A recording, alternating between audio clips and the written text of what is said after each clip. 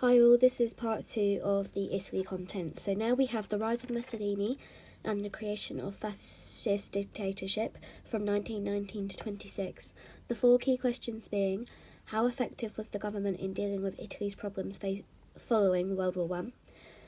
What were the key aspects of fascism developments from 1919 to 22? How far was fascism rise to power due to the leadership of Mussolini between 1920 to 22? And to what extent was the creation of a fascist dictatorship between 1922 to 26 due to the mistakes of Mussolini's political opposition? So we first have the first question, which is how effective was the government in dealing with Italy's problems following World War I? We have the mutilated victory. So I'll go over this quite simply and drag it on so you can just take a screenshot and whatnot. So at the end of World War I, the Italian government faced many key issues. The campaign against Austria had been sustained through foreign loans and printing more money.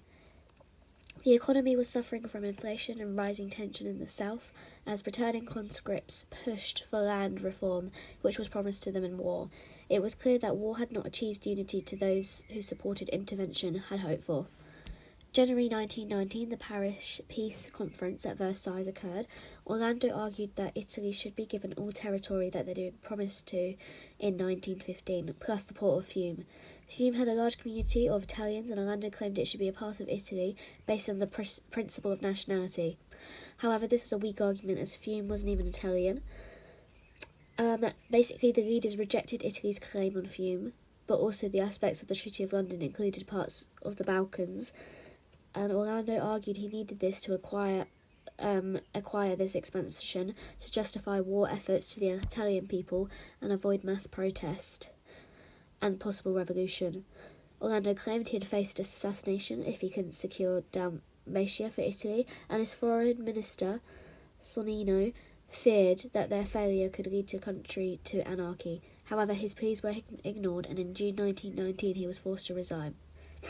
The failure of Fiume undermined the Liberal government, and it is what D'Annunzio named the mutilated victory as a national shame to the 600,000 soldiers that lost their lives in war, demonstrating the weakness of a Liberal government.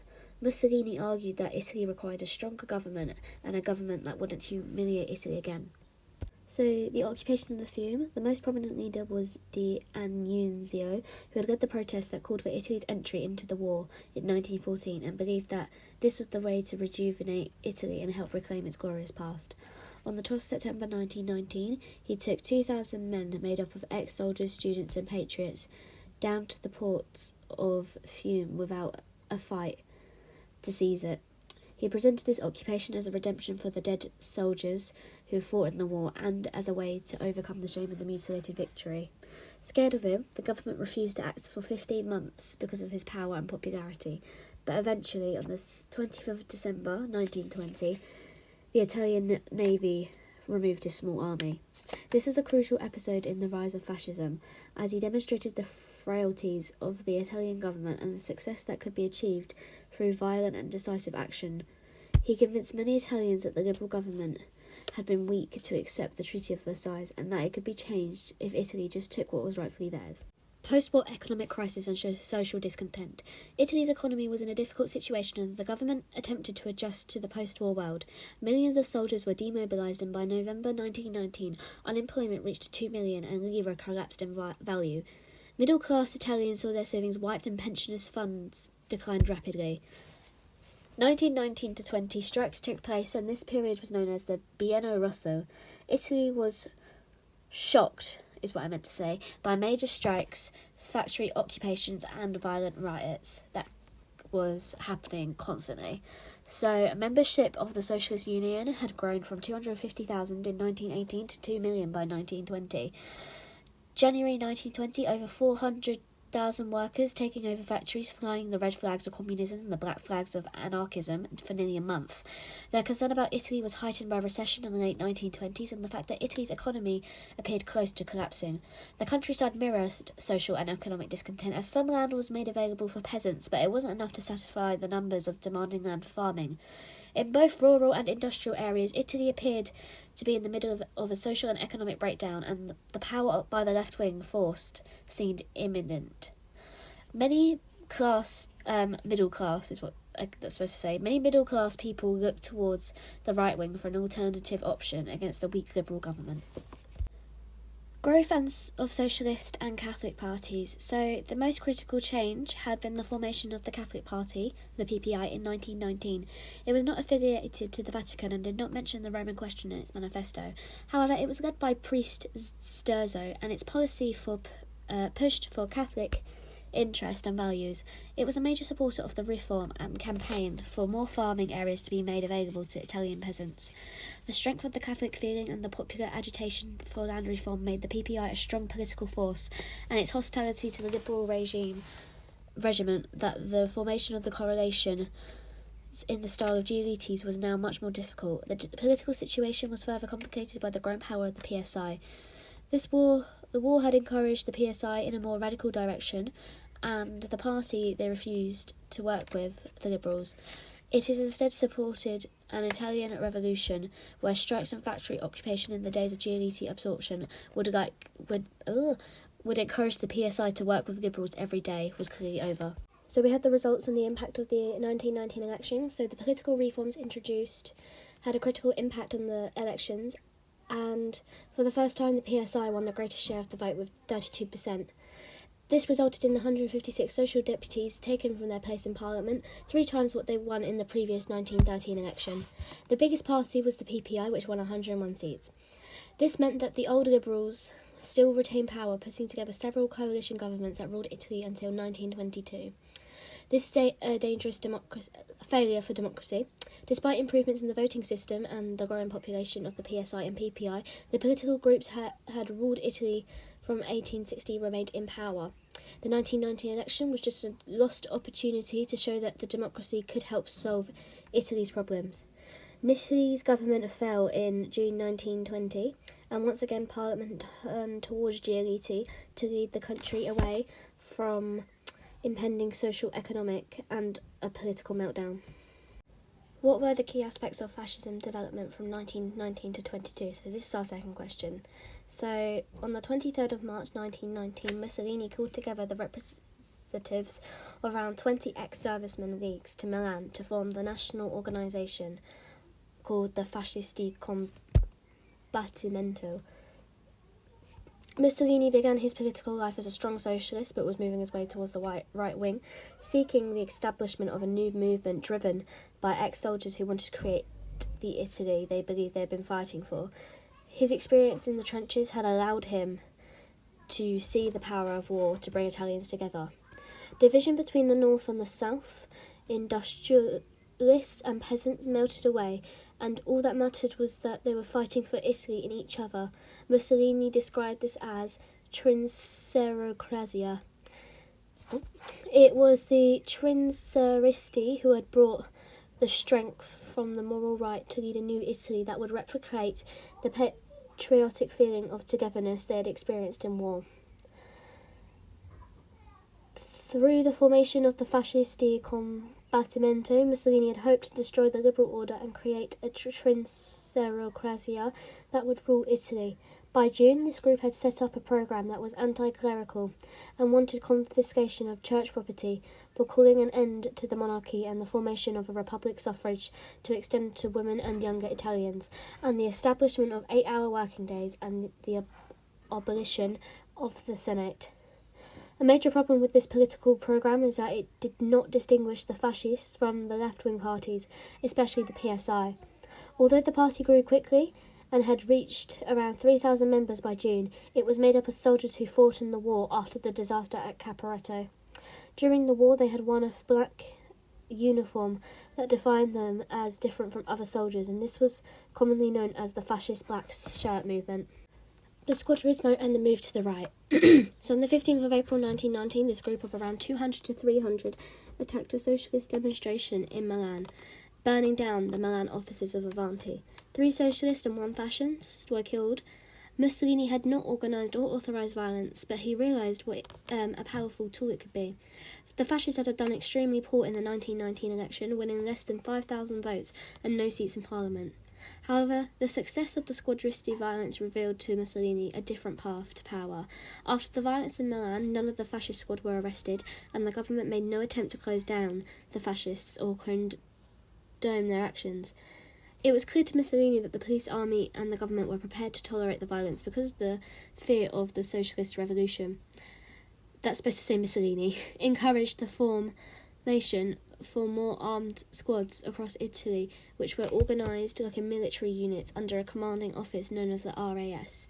Key members of the PSI were targeted. Many were beaten or forced to drink castor oil, although there were many cases of murder. In the first 5 months of 1921, it was estimated that 200 people were killed, 1,000 were wounded by fascist violence against the socialists. The violence not only broke the power of socialists across Italy, but also helped create the myth that fascism saved Italy from revolution. So we then have political legitimacy. So fascism began to achieve a greater political legitimacy. Respectable liberal politicians who feared that the socialist threat shared the belief that the squads were restoring law and order to Italy and rescuing the country from radicalism. The police stood by and allowed the fascists to attack socialists, sometimes even actively joining in. The success of violence against socialism and the shift to the right was shown in the general election held in May 1921. The fascists made use of the squads to attack socialist campaign meetings and intimidate voters. The police lent vehicles and the army gave weapons to the fascists to help this campaign, and the Italian judiciary showed particular leniency to any fascists brought before courts for attack against socialists. Although the PSI still achieved the highest vote, the fascists achieved an electoral breakthrough, winning 7% of the vote and 35 parliamentary seats. Although not as high as Mussolini had hoped for, the election result was crucial in 2 ways. Firstly, it gave Mussolini a new respectability, legitimising fascism as a political force, and secondly, as a deputy, Mussolini benefited from the immunity to prosecution. A police charge against Mussolini for intent to throw the government by violence was now quietly dropped. Now we have the PNF and the new programme. In May 1920, as the Fascist National Congress, a new programme was adopted. This was a much more conservative right wing, dropping any mentions of removing the monarchy or attacking the power of the Pope. References to the nationalisation of businesses were removed, and a more pro-business attitude taken, with the fascists now promising to sell off nationally owned businesses to private investors. The new programme was also more militaristic in tone, calling for compulsory military service. The goal of complete unification of The goal of complete unification of the Italian Irredente and an education system that would provide Italy's future soldiers with physical and moral training. Fascism's rise was advanced further in October 1921, when the movement was organised into a formal party called the PNF. Through this, Mussolini tried to centralise his control over fascist movement, as opposed to a wide disparate conglomeration of radical squads. The PNF found local branches and attempted to recruit more respectable members who might help advance fascism's appeal beyond the appreciation among certain classes of Italian voters used against the socialists. Then we have nature of extent and fascist support. By the end of 1921, the PNF had grown to around 200,000 members. Support came from as wide as a scope within Italian society, and it's difficult to define specifically who its supporters were. The PNF appealed to the urban middle class, professional white-collar workers, and small businesses owners were particularly strong. These Italians feared not only potential socialist revolution, but the increase in local taxes the PSI might try to implement. In the countryside, the middle class and upper class, as well as the wealthier farmers and peasants, saw fascists as the means of protecting their lifestyle. Financial support came from the richer landowners, who supported fascism's attempt to break union power. However, fascism also appealed to some workers of the peasants, who opposed the strength of socialists and the violence used against those labourers who wanted to continue working during the strikes. Many young Italians who had grown tired of the corruption of old liberal order saw fascism as a new dynamic alternative that might bring about the revitalised society. Fascism could claim to be the first genuinely national party in Italy. in its ability to appeal both men and women across different classes, regions and ages. The broad band of support was united by several key aspects: strong patriotism, a hatred of socialists and the weak liberal government, and a belief in Mussolini as the man who could sweep away the decaying, weak Italy and lead the country to a new, stronger, more nationally unified future that reclaimed the glory in the country's military victory during World War I. Now we have our third question of how far was fascism's rise to power due to the leadership of Mussolini between 1920 and 22. Our first factor is taking an advantage of the political unrest. The worsening political situation in Italy, including economic issues and ongoing strikes, led to Nitti's resignation in June 1920, replaced by Giolitti. Giolitti's attempt to compromise with strikes workers during the Biennio Rosso angered the middle class and industrialists, making the fascists appear stronger by contrast. The left-wing opposition was weakened when more radical members of the PSI split to form the PCI in January 1921. Mussolini capitalised the PCI's existence, using it as a propaganda to claim Italy was on the verge of a communist revolution, and that only the fascists could prevent it. The failure of a 24-hour general strike called by the PSI and the PCI in 1922 further cemented this saved Italy myth for fascists. Giolitti's old tactics of compromise were ineffective in post-war Italy, deeply divided political landscape. His attempt to absorb fascists by offering them a place in his electoral bloc backfired, spectacularly when Mussolini, once elected, immediately joined opposition. The 1921 election resulted in the fragmented parliament with many parties, making stable government impossible. Giolitti resigned, followed by the other weak leaders like Bonomi, Factor, leaving Italy in political turmoil that ultimately benefited the fascists. I'll try and summarise this one as quick as I can. So, establishing dual policy. 1921, he called for an end to squadristy violence, with the fear of the communist revolution fading. Supporters among the middle class and the industrialists would probably begin to wonder why fascist violence was continuing when its aims had been achieved. In August, he made the startling step of signing the Pact of Pacification with the Socialist Trade Union and PSI members in Parliament. Mussolini asserted that the pact was necessary to bring political and social peace to Italy at a time when the nation required it. The real reason was cynical political maneuvering. Mussolini was hoping that the liberals and Catholics within Parliament would come to a deal to stop working with the socialists.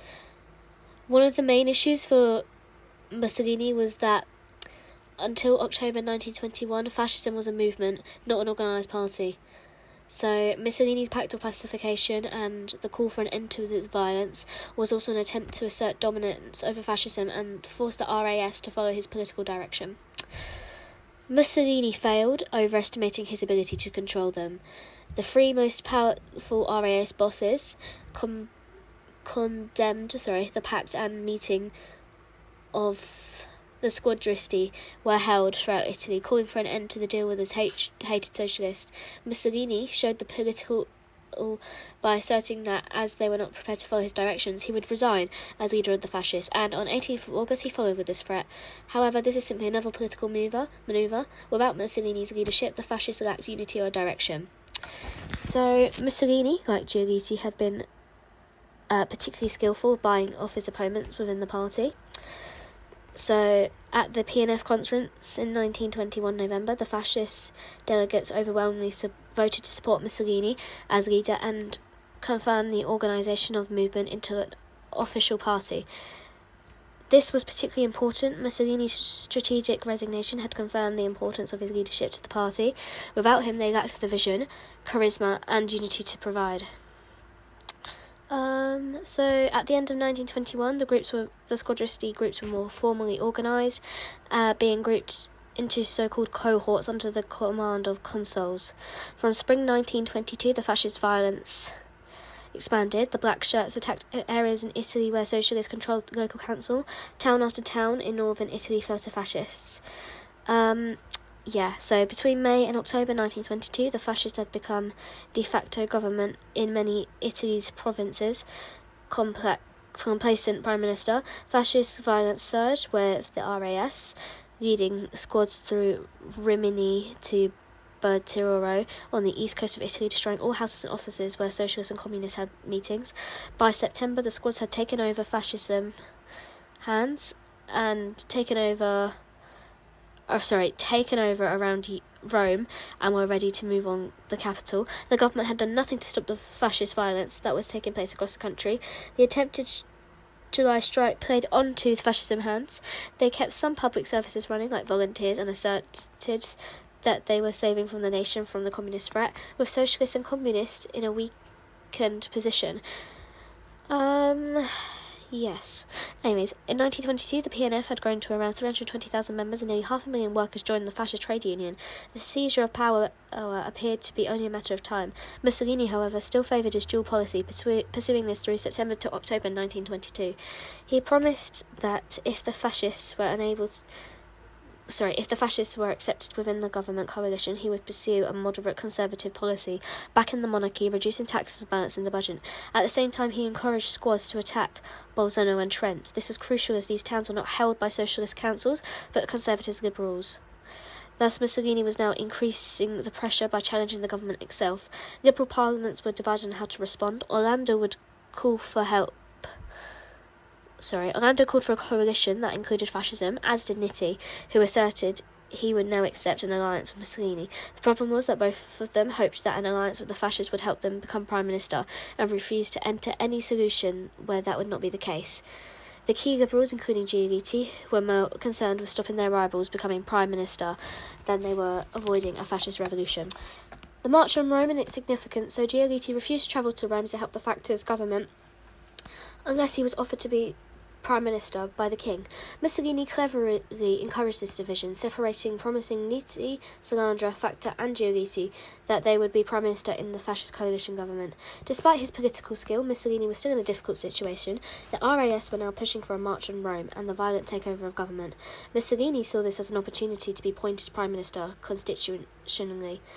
He felt this was better option as it would give him a stronger position not only as a leader of Italy but also over his own party.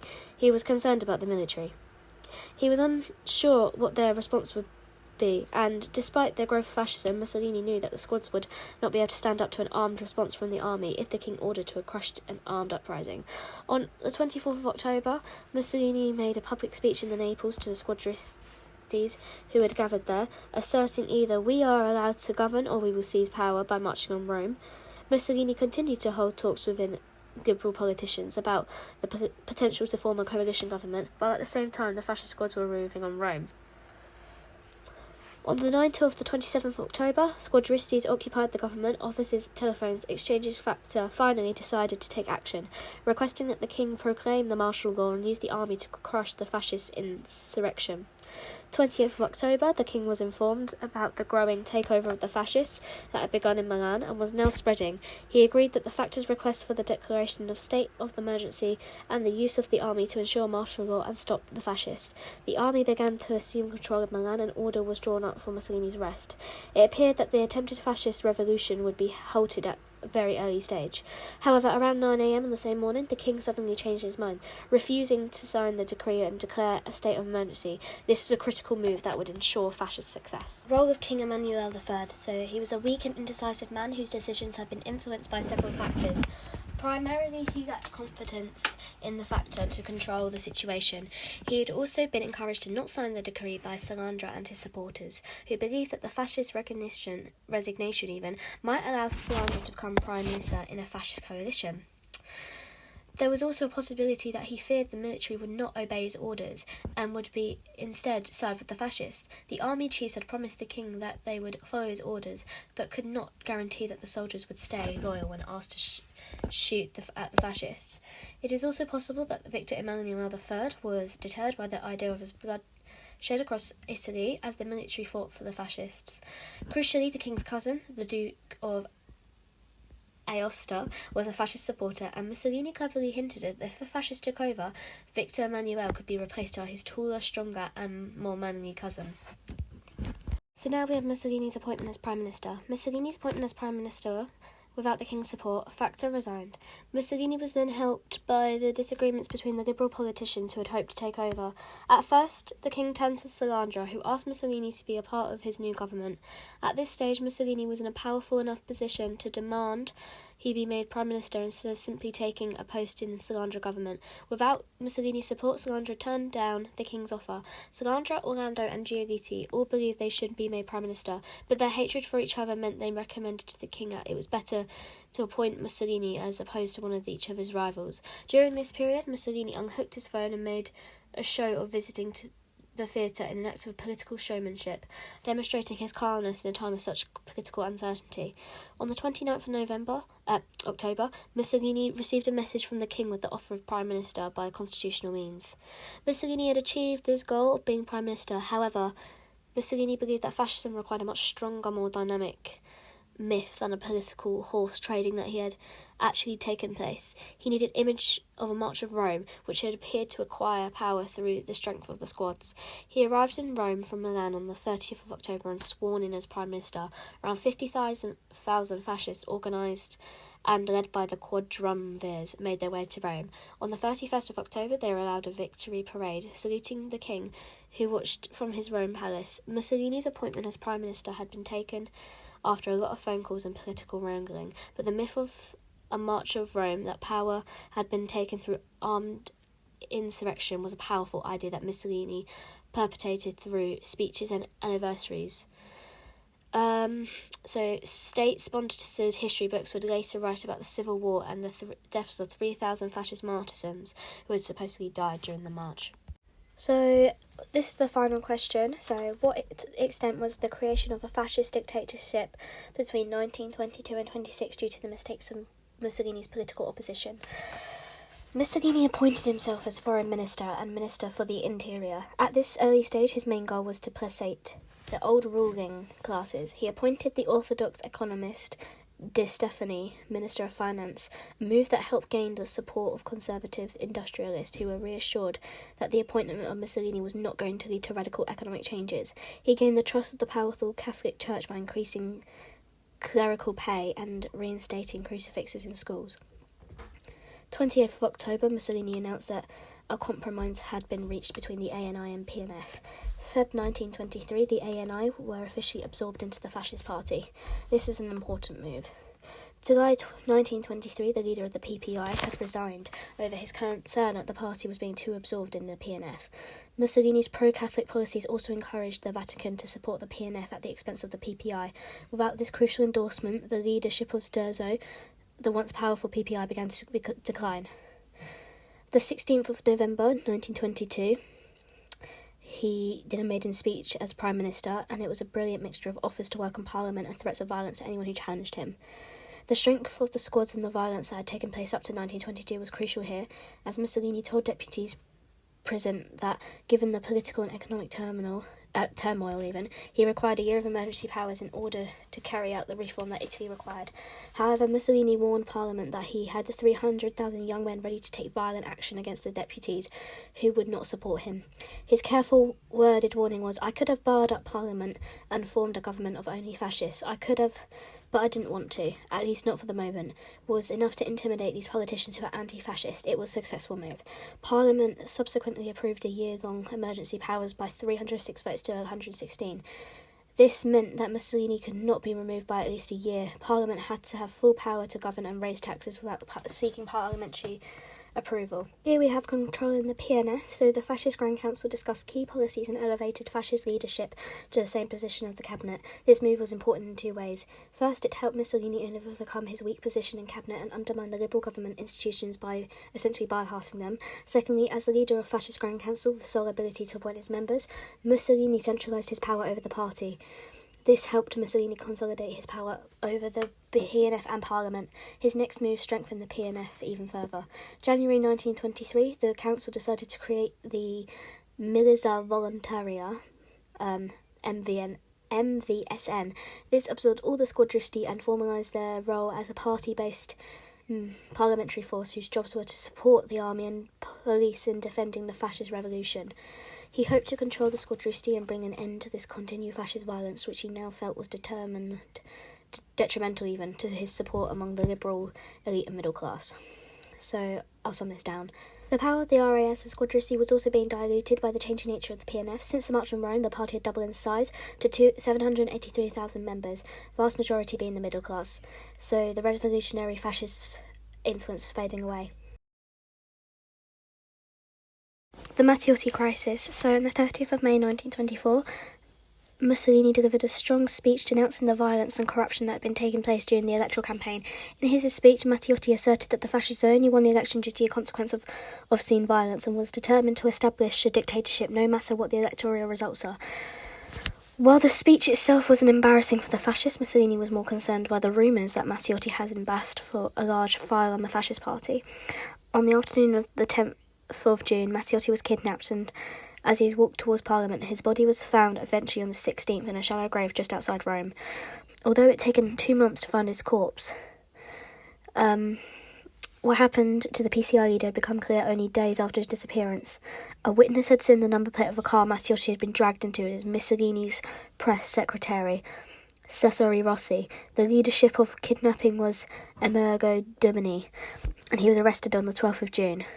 He was the head of fascist terror squad and had direct links to the fascist guerrillas. There was no link, but it still looked really bad on Mussolini's side. So let me try and sum this down a bit. So to reassure Italy's political elites, Mussolini handed the position of Interior and Justice Minister to the nationalists Luigi Federosoni and Rocco. Federosoni was well respected in his appointments to key positions in respect to Italian constitution, and the law reassured the old elites. In November, under pressure from the army, Mussolini ordered the PNF to cease all forms of violence and remove any members who were undisciplined and not willing to follow this direction. So this move brought him under considerable pressure from the squads. The 31st December, Mussolini met with a delegation of squad leaders who demanded he was to defend the fascist revolution or they would remove him as the PNF leader. So this was only 2 days after after Salandra declared his opposition to Mussolini, and he was worried that Salandra could influence the king.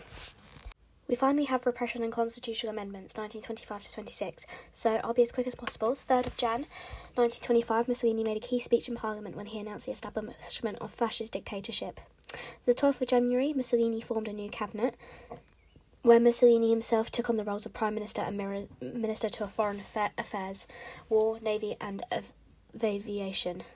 February, he appointed Farinacci as PNF Secretary, who increased the fascist membership from 600,000 to 938,000, diluting the power of the squadrissy and increasing numbers within the party, saw membership as the party and the loyalty to Mussolini as a career advantage. October, the Fascist Grand Council approved a motion that forced all of the RAS to disband any squads still in existence and enlist in the militia. This independence and power of the Provincial RAS and the squadrissy was now finished. So more legislation followed on the 2nd of October, where Mussolini announced that the Palazzo Viandi Pact was established, the official fascist union, as the only representatives of Italy's workers, thereby taking power from socialist and Catholic unions. The fascist unions were also much more subservient to industrialists, thus gaining support for their dictatorship. Okay, so basically our guide, we have the Acerbo Law and the 1924 election.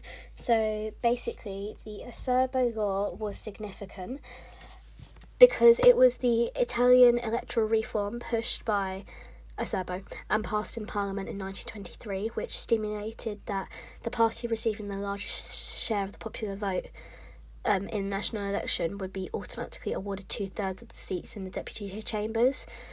So this then helped secure an artificial power in Parliament, so Mussolini was able to consolidate power and transform Italy into a fascist dictatorship. And basically the 1924 election was also significant because that's when the fascists, not won, but won. Mussolini won a resounding victory with fascist electoral gaining 66.3% of the vote, making the Acerbo Law irrelevant because Mussolini had already won, essentially. But yeah.